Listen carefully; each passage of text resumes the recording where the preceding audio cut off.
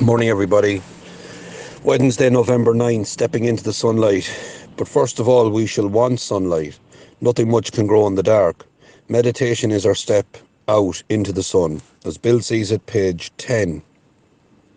Sometimes I think I don't have time for prayer and meditation, forgetting that I always found the time to drink.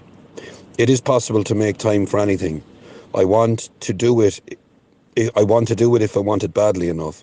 When I start the routine of prayer and meditation, it's a good idea to plan to devote a small amount of time to it. I read a page from our fellowship's book in the morning and say, "Thank you, God," when I go to bed at night. As prayer becomes a habit, I will increase the time spent in it without even noticing the foray it makes into my busy day.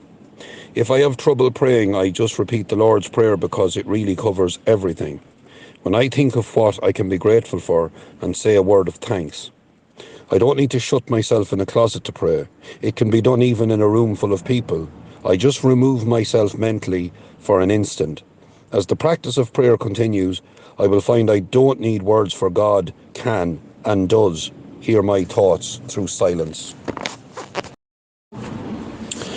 From the 12-step prayer book, prayer number 4, today's thought. I am but one, but I am one.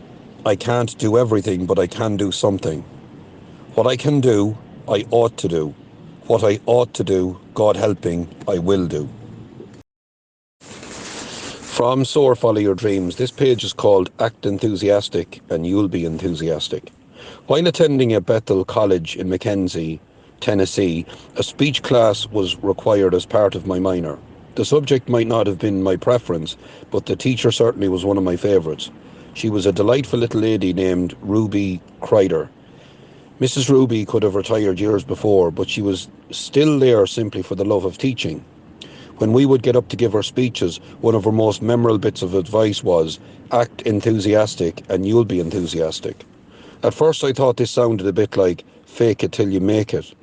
But the more I thought about it, the more I realised what Mrs. Ruby was really saying was that you can't expect anyone else to have confidence in you if you don't have confidence in yourself. You have to believe in yourself and in what you are doing before anyone else will believe it. As you present your product, your service, your cause, or even yourself to the world, be enthusiastic about what you have to offer. Self-confidence takes practice, so if you act enthusiastic, the more enthusiastic you will become. Sue Davis Potts. That's a great story. I love it. Have a great Wednesday, everybody. Mind yourselves.